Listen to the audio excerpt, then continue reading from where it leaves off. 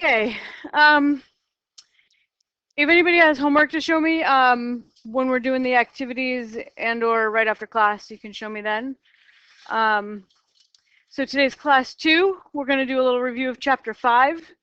And just to point out what's coming up, I just handed out copies of project 1, and it's due on the 3rd, so due next week.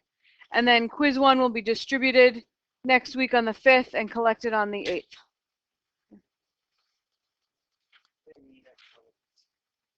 Oh, did somebody come in late?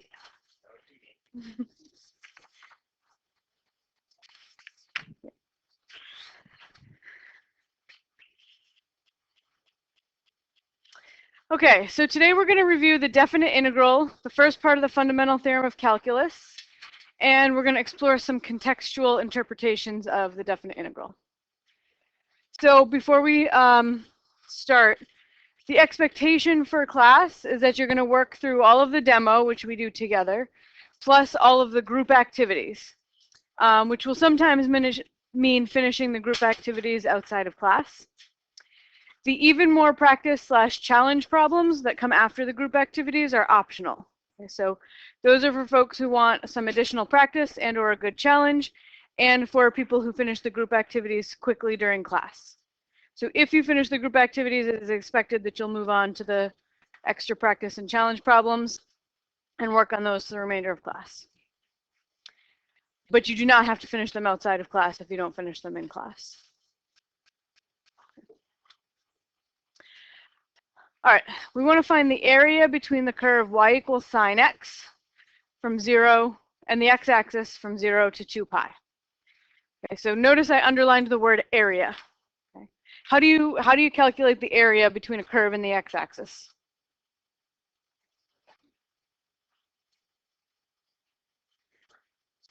You can make rectangles, yeah, and if you use infinite rectangles, let the number of rectangles goes to infinity. What's the name of that thing that calculates the exact area under the curve? The definite integral. Good.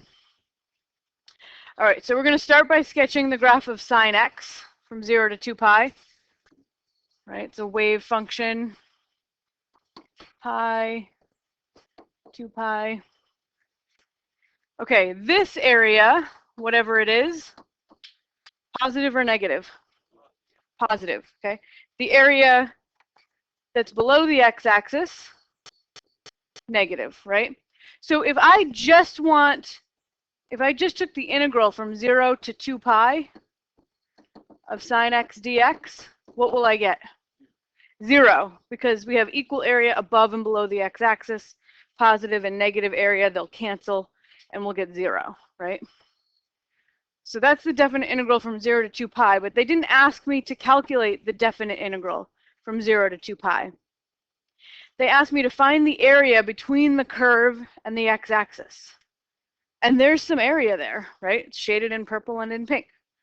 Okay, so this is not what I was looking for, right? So what I can do is I can take the integral from 0 to pi of sine x dx. That will give me the area shaded in purple.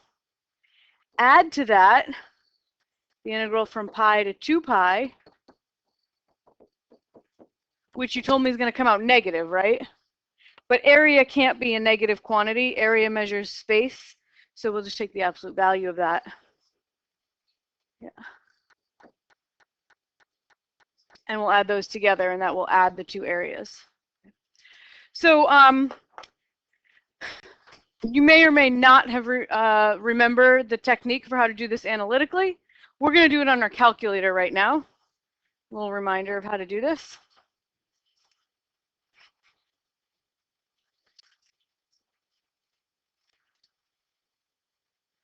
Okay, so you go to the math button, math, and scroll down until you see fint, function integration. And you're either going to type in, if this is what pops up on your screen, you're just going to type sine x, comma 0, comma pi. And if what pops up on your screen is an integral sign, right? Then you want to type in the integral from 0 to pi of sine x dx. So let's see, sine x. Ooh. Mode. I need to be in function mode and radians. Okay. Sine x, comma x, comma 0, comma pi. And I get 2. Can't be right? No, mine can't. Oh, okay. All right, so then I know that the area from pi to 2 pi is the same as the area from 0 to pi because I'm familiar with the sine curve, right? So this is just becomes 2 plus 2, which is 4.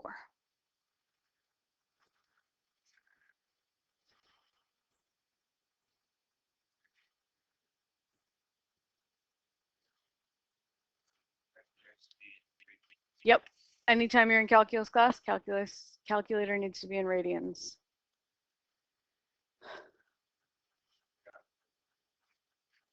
Oh, you did it all at once? Yeah.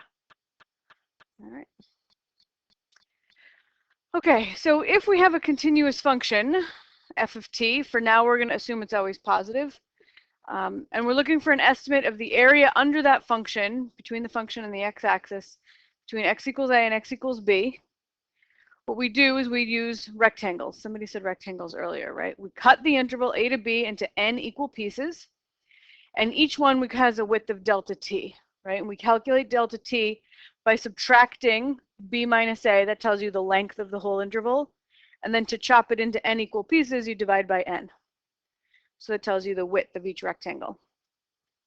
And then we can approximate the area under the curve using left-hand endpoints or right-hand endpoints and making rectangles. So if I were to draw some rectangles here, for the left-hand sum, I've chopped the interval a to b into n equal pieces. And I'm going to use left-hand sum. So that means you start at the left-hand endpoint of the first interval, and you go up to the height of the curve. And that's going to be the height of your rectangle. So you build a rectangle over the first interval that has that height. So the width of that rectangle is delta t. And the height was determined by the height of the curve. So that is going to be f of t0, the height of the curve at the left endpoint. So that's where this first term comes from. Width of the rectangle times the height of the rectangle. Then the next term is just, you do the same thing on the next interval. So from t1 to t2, you build a rectangle that has height f of t1. Right, so you determine the height of the rectangle based on the height of the curve at the left endpoint. Build a rectangle, and it's got width delta t. So that's your L delta t times f of t1. It's the area of your rectangle. Keep doing that as you work your way across. The very last rectangle, the height of the curve is the left endpoint, so it's going to be f of t sub n minus 1, the second to last point in your interval. So that's the last interval there. And if you're going to use the right-hand endpoint, it works exactly the same. You just use the right endpoint of each interval to determine the height of the rectangle. Okay, so we abbreviate both of these using a sigma notation. So if I was going to use sigma notation for the right-hand sum, that's the Greek letter sigma, capital sigma. Okay. So what you notice about all of these terms in the right-hand sum is that they all look exactly the same, except for a subscript. They're all delta t times f of t sub something, right? They all have a delta t. They all have a f of t. The only thing that changes is the subscript on the t. Every single term looks the same. It looks like delta t times f of t sub something, t sub I. What's the first I? What's the first subscript that shows up in the right-hand sum? 1. So we start with I equals 1. Okay. And what's the last endpoint that shows up? N. So you put the N up top to mean the last one.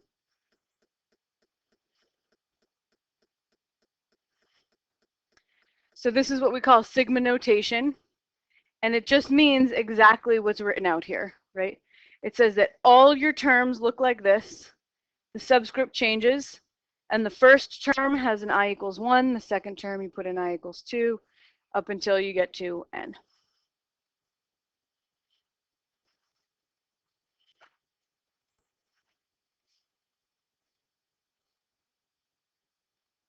All right, so here's some pictures where I've used midpoint rectangles. So use the midpoint of the interval to determine the height of the rectangles. And you can see that as you use more and more rectangles, your estimate of the area under the curve gets better and better and better. Okay.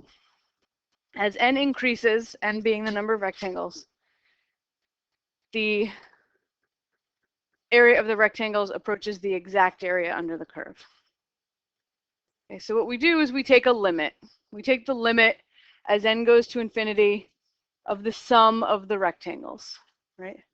And that's the summation notation that we just wrote before. An alternate notation to that is the integral notation. The integral from a to b of f of t dt means the exact area under the curve f between x equals a and x equals b. So the pieces here, that is the summation. And when you take the limit, it makes like an elongated S, like sum, right? Sigma and sum. Okay. And then f of t, right, gets translated over here. And then the delta t, right, the width of the rectangle becomes a dt because as the n goes to infinity, the width gets teeny, teeny, teeny, tiny, and we call it dt.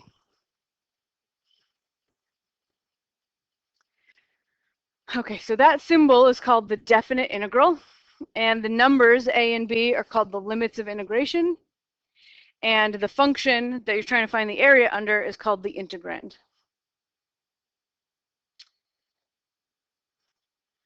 Okay, so we should have seen before the Fundamental Theorem of Calculus, Part 1. It says that if f prime is continuous on an interval from a to b, then if you want to take the integral from a to b of f prime of t dt, so that is find the area under the derivative curve, you can calculate that by doing the antiderivative evaluated at b minus the antiderivative evaluated at a.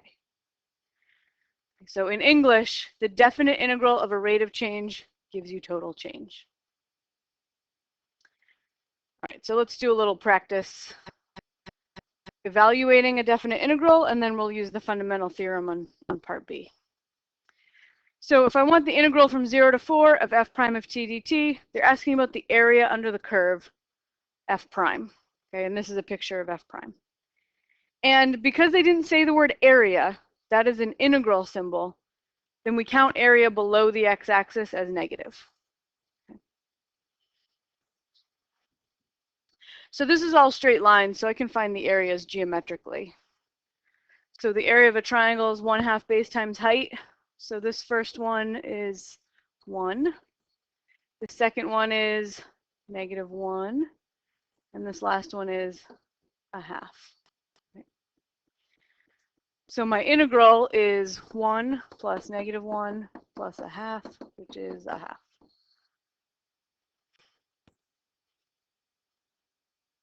All right, so now they're asking me about f, not f prime. So this picture was a picture of f prime. Clear there. So now I want to know what f of 0 is. They told me f of 4, I'd like to know f of 0. So the fundamental theorem says that the integral from 0 to 4 of f prime of t dt, that's the area under a derivative, definite integral of a derivative, is the total change f of 4 minus f of 0.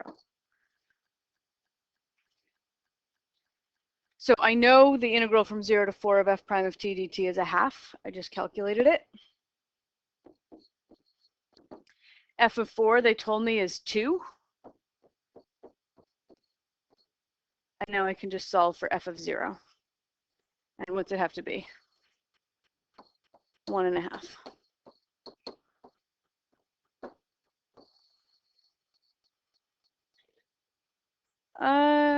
Nope, I don't think so. If you subtract 2 from both sides, you get negative 1.5 equals negative f of 0.